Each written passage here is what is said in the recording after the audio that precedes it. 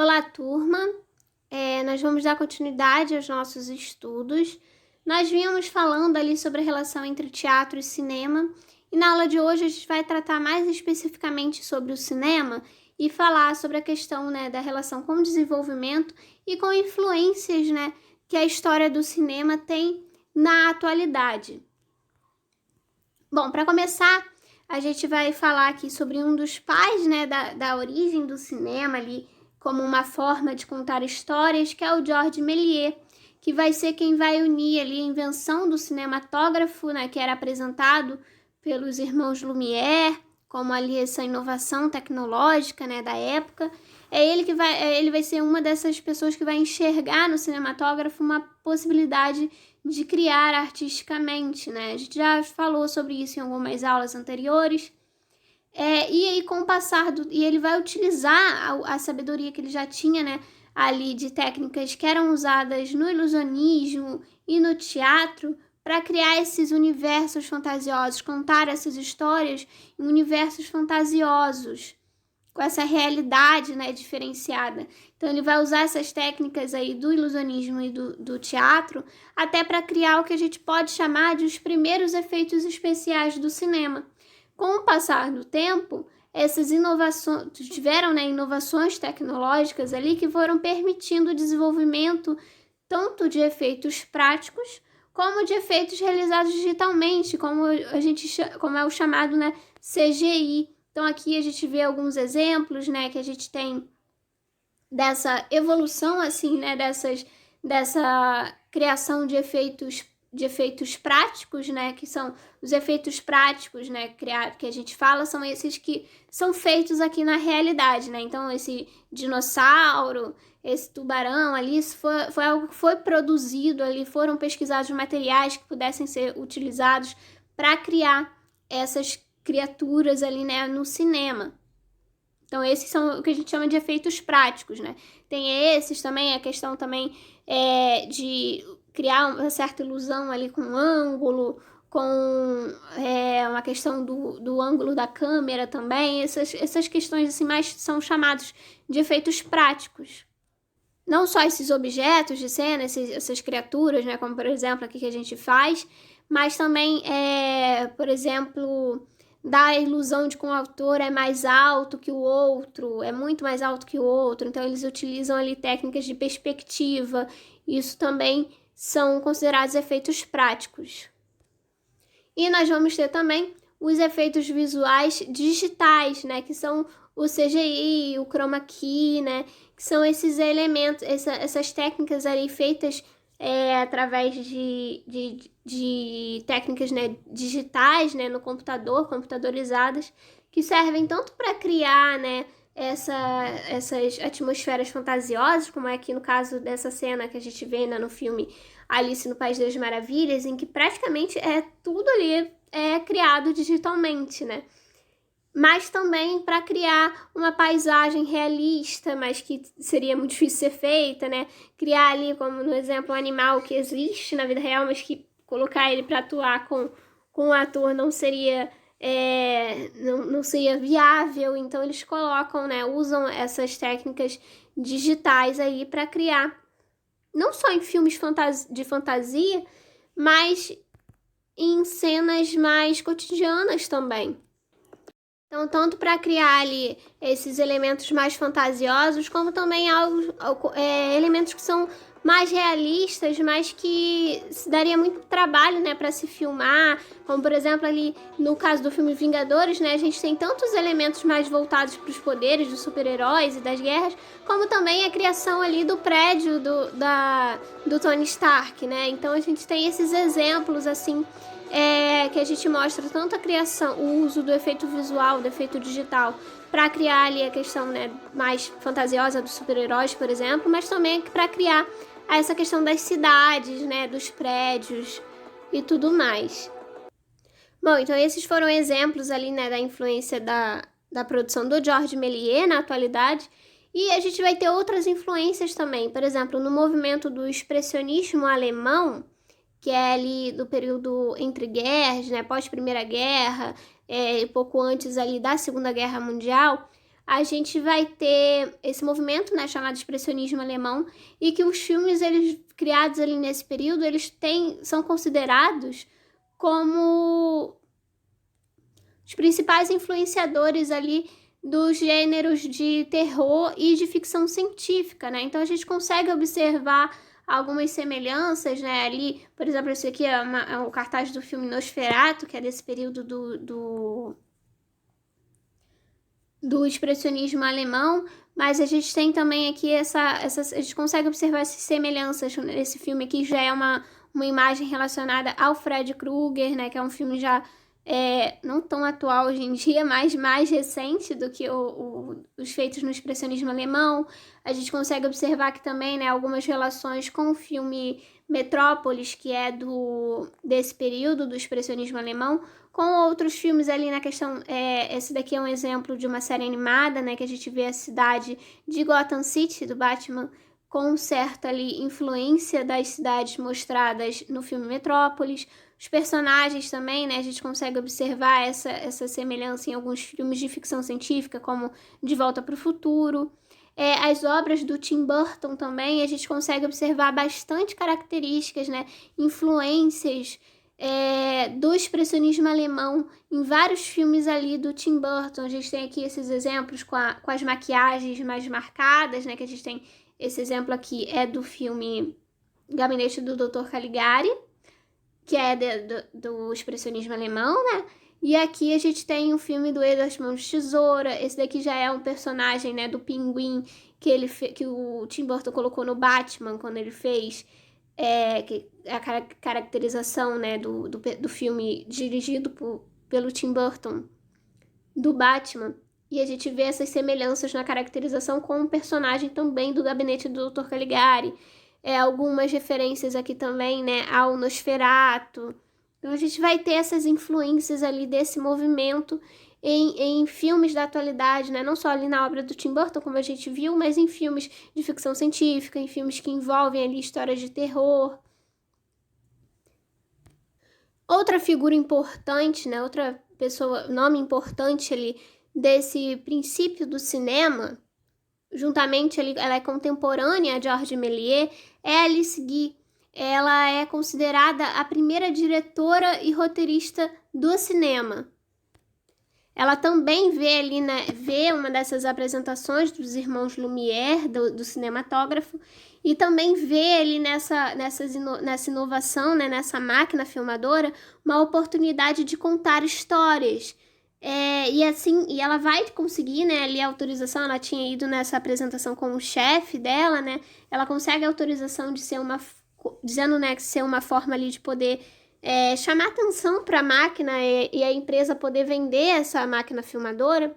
Então ela consegue a autorização do chefe para poder criar ali de uma forma meio que improvisada esses curta-metragens, utilizando o cinematógrafo, e acaba fazendo um grande sucesso, né? Mais tarde ela chega a ter o seu próprio, né? Assim como Méliès também, ela chega a ter o seu próprio estúdio de cinema, que é o Solax.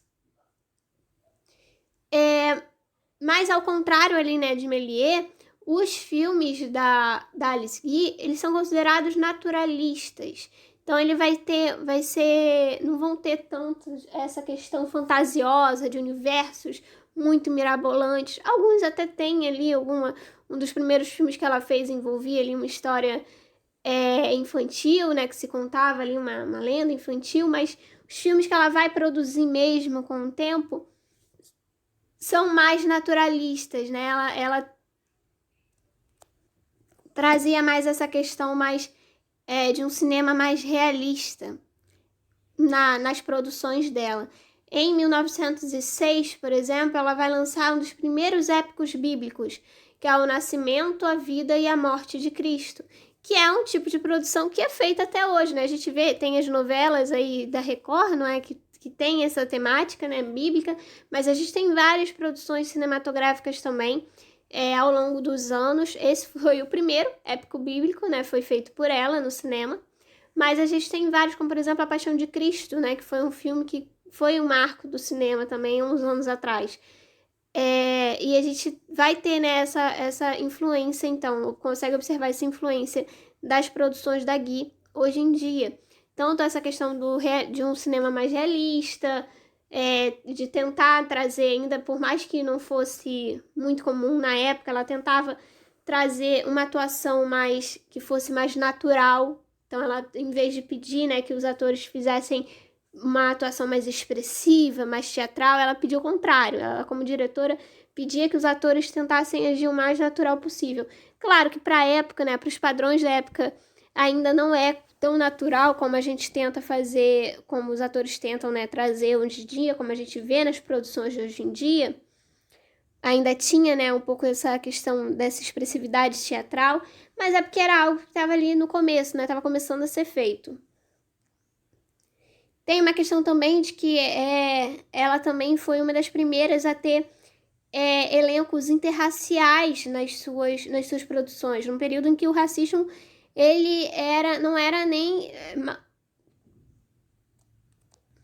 não era tão questionado e tão criticado como é hoje em dia, né? Hoje em dia a gente tem novamente esse debate da representatividade e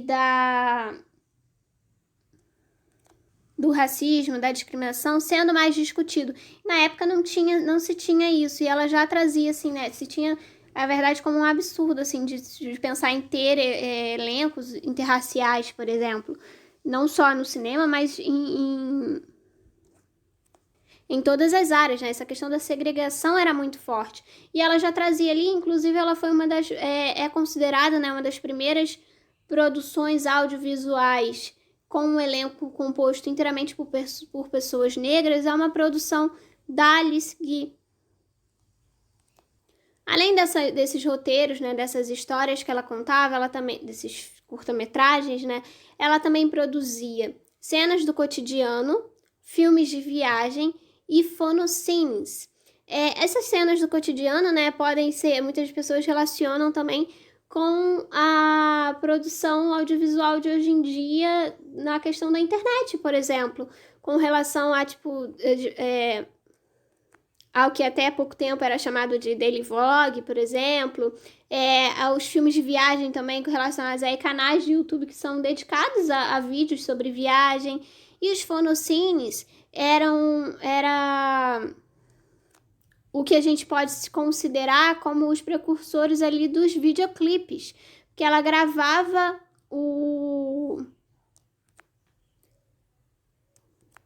as cenas ali dos atores, dos cantores, né, fazendo um lip sync, porque na época ainda não se tinha uma tecnologia para gravar a cena e captar o áudio ao mesmo tempo, né? O cinema era mudo ainda na época.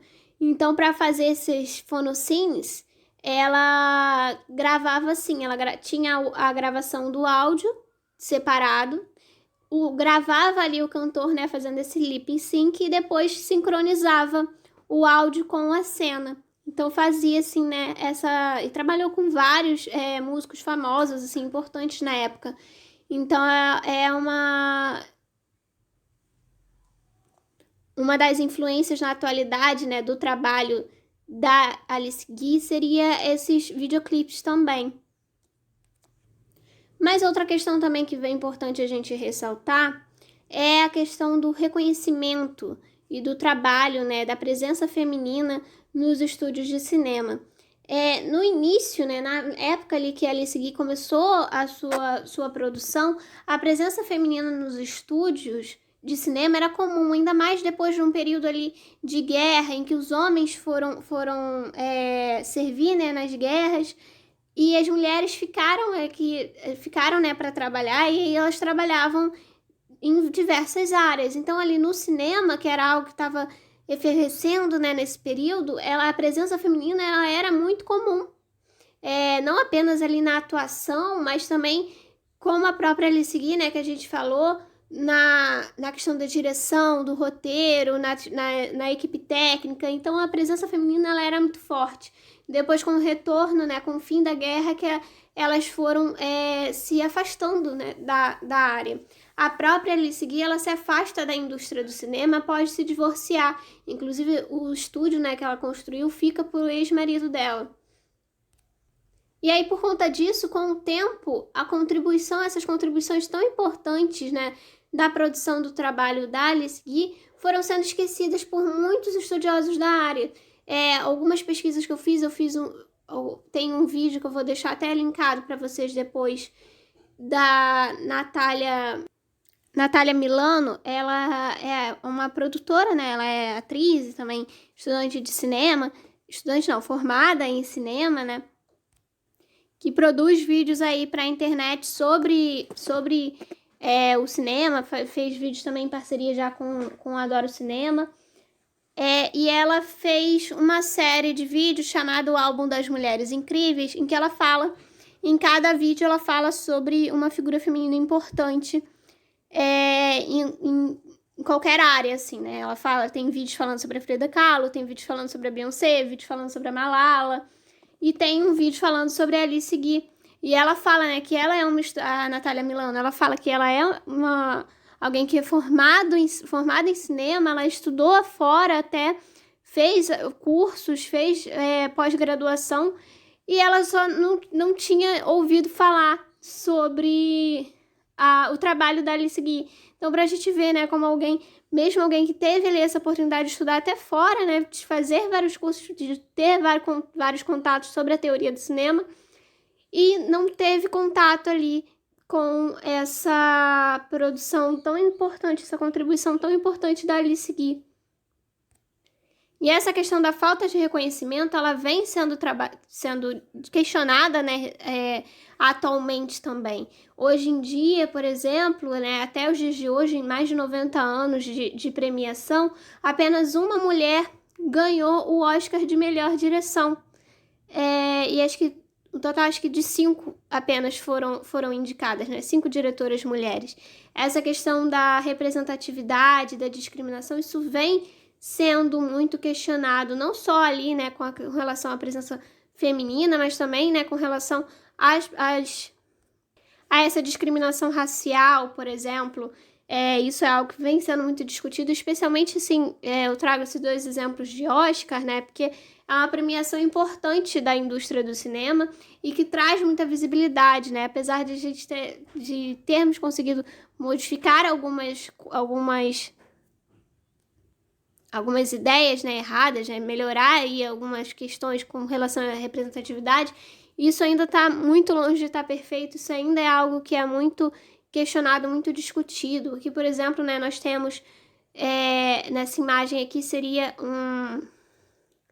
durante a premiação, né, em que um dos filmes que ganhou o Oscar de melhor filme era um filme que justamente tratava sobre a questão do racismo, e a gente, quando vê ali, né, a equipe recebendo o prêmio, a gente vê que a maioria da equipe, né, era composta por homens brancos. Então, essa questão da representatividade, da oportunidade, especialmente não só na frente das câmeras, mas por trás das câmeras, isso também é muito questionado e ainda precisa ser melhorado. Bom, continuando falando aqui sobre essa questão da representatividade, também das influências, da presença feminina também na indústria do cinema, eu vou trazer um tema agora para a gente falar sobre a questão da internet.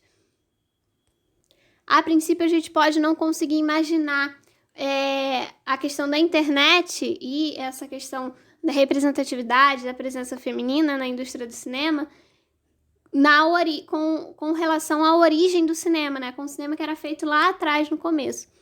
Mas a gente tem, por exemplo, a figura da Hedy Lamarr, que é uma atriz ali mais ou menos do período da década de 40, 50, por ali, que é uma atriz muito famosa, muito importante, né, na história do cinema, mas que também era uma inventora e cientista. Ela tinha fugido, né, de um relacionamento abusivo. O marido dela, ele era um produtor de armas ali durante a Alemanha nazista, e ela foge para os Estados Unidos e negocia um contrato ali com o estúdio MGM para garantir a carreira dela em Hollywood, né? Ela já trabalhava como atriz e ela consegue esse contrato. Ela fugiu desse relacionamento abusivo, né? Não só por ser uma questão, assim, do próprio relacionamento, né? Do casamento dele ser abusivo com ela no relacionamento, mas também porque ela discordava ali das ideias que ele tinha ele apoiava, né, o movimento nazista, então ela discordava ali dessas ideias, então ela foge, ela consegue fugir para os Estados Unidos.